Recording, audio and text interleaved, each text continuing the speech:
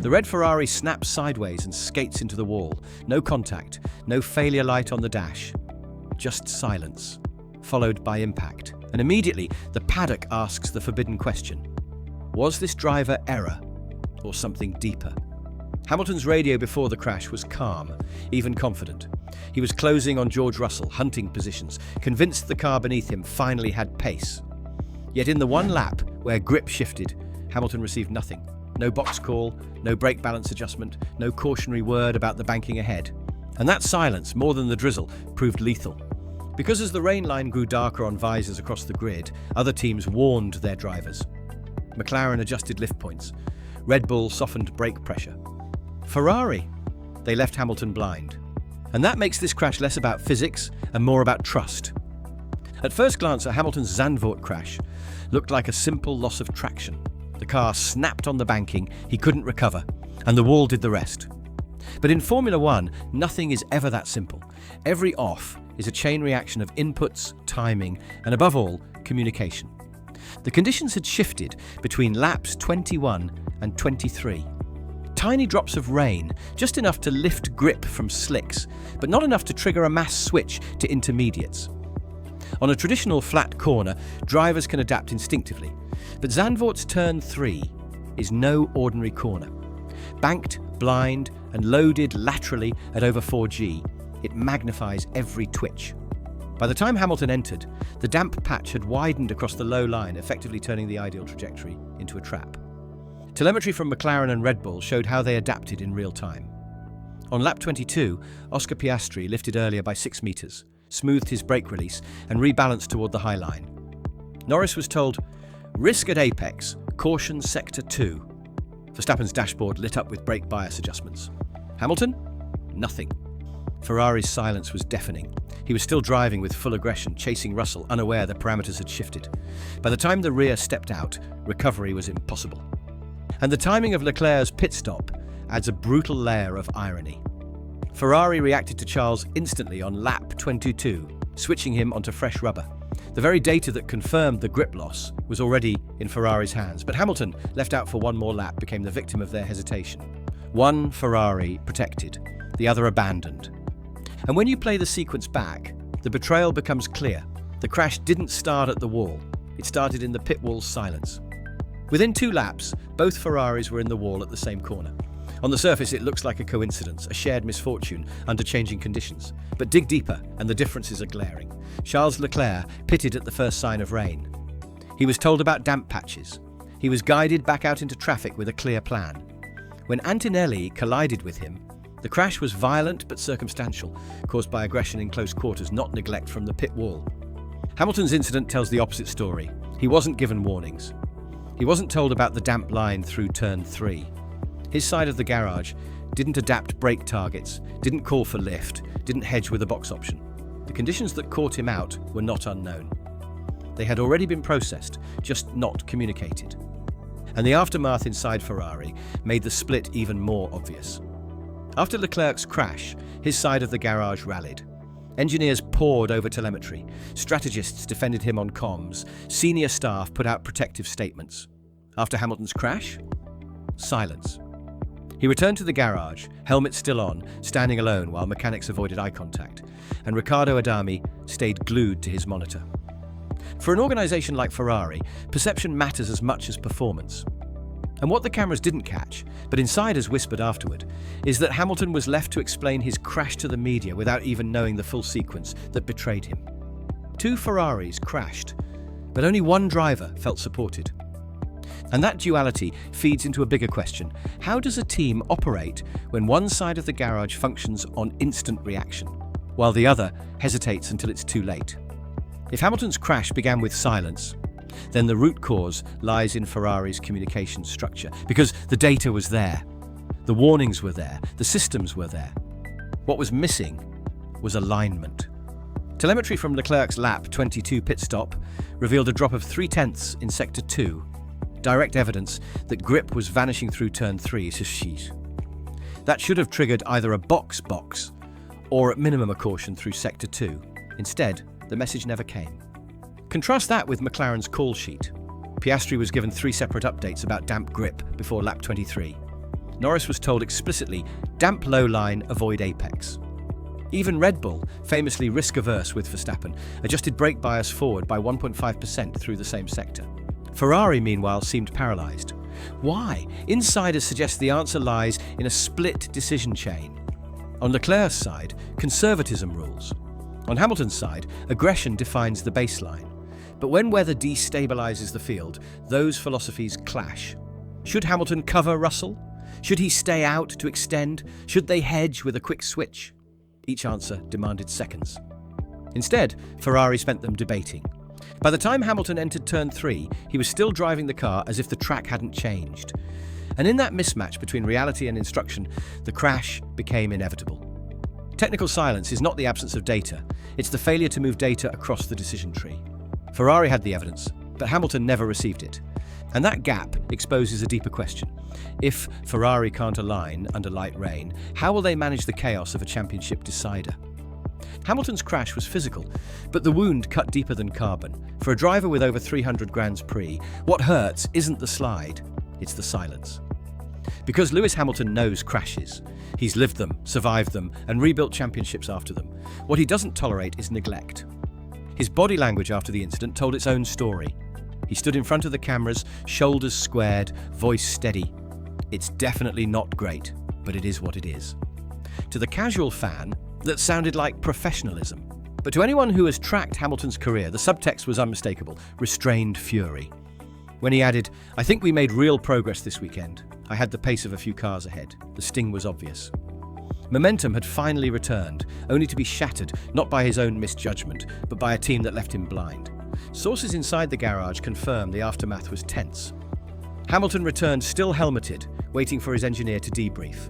Instead, Riccardo Adami stayed fixed to the monitors, choosing analysis over reassurance. No hand on the shoulder, no acknowledgement, just an empty space where trust used to live. Contrast this with Leclerc's treatment.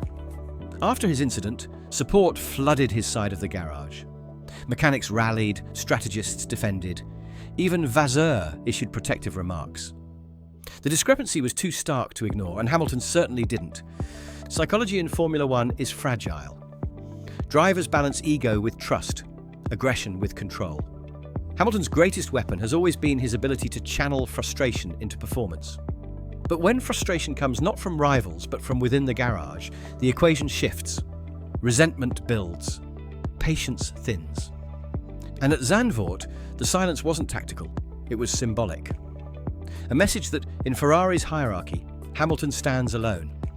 To understand why Hamilton was left vulnerable, you have to examine Ferrari's internal philosophy. This isn't just a matter of one missed call, it's a clash of identities. On Leclerc's side, Ferrari operates on conservatism. Cover rivals early, mitigate risk, secure solid points. On Hamilton's side, the mandate has been aggression, stretch stints, maximise undercuts, trust the driver to extract pace. On paper, this duality provides flexibility. In practice, it fractures the decision tree. At Zandvoort, the fracture became fatal. When light rain hit, one side called instantly. Leclerc boxed on lap 22, data processed, risk contained. The other side hesitated. Hamilton was left on mediums, no warnings, no adjustments. A split philosophy created a split result. Insiders whisper of a deeper rift, a strategy override issued too late, mid-lap, aimed at covering Russell rather than protecting Hamilton. It left the pit wall in paralysis. Do they hedge towards safety or keep him out for track position? By the time the decision crystallised, it was already redundant. Hamilton was in the barrier. This isn't the first time Ferrari's duality has failed under pressure. Monaco, Spa, and now Zandvoort all exposed the same weakness. Two race philosophies colliding in real time, producing hesitation instead of clarity. And in Formula One, hesitation equals defeat. The result is a team without alignment. Two drivers pulling in different directions, two engineering groups interpreting the same data with different biases, and one pit wall trying and failing to serve both masters. And Hamilton, he signed for Ferrari to unify this structure, to lead them forward. But Zandvoort showed the opposite. Ferrari is splitting around him. The numbers paint the harshest truth. After Zandvoort, Hamilton sits 42 points behind Charles Leclerc in the intra-team battle. Ferrari has scored 5 podiums this season, all belonging to Leclerc. Hamilton, meanwhile, has yet to stand on the rostrum in red. From a championship perspective, the implications are brutal. Ferrari remains in mathematical contention for the constructors' title, but only if both cars deliver. And yet the current dynamic ensures only one car consistently maximises points. Let's run the scenario. If Hamilton had finished in the top 5 at Zandvoort, realistic given his pace against Russell, Ferrari would have added 10 points. Instead, they left with 0. That swing, combined with Mercedes' double finish, shrinks Ferrari's buffer in the constructors' fight to just 12 points. One more weekend like this, and they drop behind. In the drivers' standings, the damage compounds. Hamilton is no longer simply chasing Verstappen or Norris. He's chasing his own teammate. And that creates a political problem. If Ferrari is forced to back one driver in the title race, logic dictates they choose Leclerc. He has the points, the podiums, the momentum. But choosing Leclerc risks alienating Hamilton, the very driver recruited to bring championship experience. This is the paradox Ferrari now faces. Continue equal treatment, and they risk splitting strategies that cost both drivers. Prioritise one, and they fracture the garage beyond repair. And Hamilton knows the arithmetic. He has won titles by capitalising on points, swings smaller than this. He also knows the cost of indecision. Every weekend, Ferrari delays alignment is another weekend. The championship tilts away. At Zandvoort, the crash was visible. The bigger loss was invisible. 10 points gone, trust eroded, and the championship compass pointing away from Maranello. Every crash has consequences. But when it happens at Ferrari, the politics often sting more than the carbon bill. Zandvoort's double DNF ignited whispers, not just about driver error, but about institutional bias. Look closely at the reactions. Team principal Fred Vasseur defended Leclerc almost immediately, stressing the inevitability of his clash with Antonelli. For Hamilton, the language shifted. Conditions caught us out. We'll need to review. No blame. Polite but non-committal. The difference may seem subtle, but in the coded language of Formula One, it matters. Within Ferrari, Leclerc remains the long-term project. The driver they've groomed, invested in, and shaped into the face of their future. Hamilton, despite his legendary status, is the outsider. Recruited for experience, celebrated publicly, but not yet integrated politically. At Zandvoort, that divide was exposed. One crash met with protection. The other met with silence. Insiders in the paddock interpret this as more than optics. They see it as Ferrari quietly re-establishing its hierarchy. By allowing Leclerc's side of the garage to dictate reactive strategy and leaving Hamilton unsupported, the team reinforced who holds the internal weight. The 7-time champion, for all his pedigree, is still fighting to be heard inside Maranello. This is where Ferrari's legacy collides with its present. For decades, the Scuderia has thrived on unity behind a clear leader. Schumacher, Alonso, even Vettel in his prime. Split allegiances have always spelled disaster. Now, with Leclerc and Hamilton, Ferrari is repeating its old paradox. 2 leaders, 1 vision, no alignment. Zandvoort didn't just fracture a weekend. It exposed Ferrari's political indecision. And if they don't choose soon, that indecision will metastasize into their season. When Hamilton walked back into the Ferrari garage after his crash, cameras showed little. But those inside witnessed everything. Mechanics busied themselves with meaningless tasks. Engineers looked at their screens, and one thing was glaringly absent: acknowledgement. No arm around the shoulder, no words of solidarity, just a champion left alone. Compare that to Leclerc, who after his incident was surrounded by discussion, support and visible reassurance. The contrast couldn't be sharper, and Hamilton noticed. His post-race professionalism masked it. But insiders describe his private mood as livid, not at the crash itself, but at the silence that preceded and followed it. This is the atmosphere of a breaking point. A driver who signed to elevate Ferrari feels instead like he's dragging them forward alone. A garage split between philosophies. A pit wall divided by hesitation. A leadership unwilling to declare allegiance. And Hamilton's history tells us what comes next. He has endured political games before, at McLaren, during Rosberg's rivalry at Mercedes, but each time he adapted by demanding clarity. At Ferrari, clarity remains absent. The risk is simple. The relationship collapses before it ever fulfills its promise. The symbolism of Zandvoort is haunting. 2 Ferraris in the wall within 2 laps, both undone by the same corner, but for different reasons. One by aggression, the other by neglect. Together, they left Maranello with nothing but fragments. Hamilton's restraint in public shouldn't be mistaken for acceptance. It's controlled frustration, sharpened into resolve. But resolve only lasts so long without reciprocation. And now, with Monza looming, Ferrari faces its moment of truth. Do they rally behind Hamilton's leadership, unify their philosophies, and finally choose a direction? Or do they continue the dance of silence and hesitation, letting their season, and perhaps their future, slip away? Zandvoort exposed Ferrari's most dangerous flaw. Not their car, not their pace, but their structure. One driver supported, the other abandoned. One philosophy decisive, the other paralysed. In Formula One, championships aren't lost on raw speed alone. They're lost in the moments where communication fails, trust erodes, and unity splinters. Hamilton's crash wasn't an isolated error. It was the symptom of a team that has yet to decide who it wants to be. Technically, the evidence is damning. Other teams adapted within seconds. Brake bias shifts, lift points adjusted, drivers cautioned. Ferrari had the same data, but delivered nothing to Hamilton. Strategically, the result was catastrophic. 10 points lost, constructors' advantage diminished, and an intra-team gap widened to 42 points.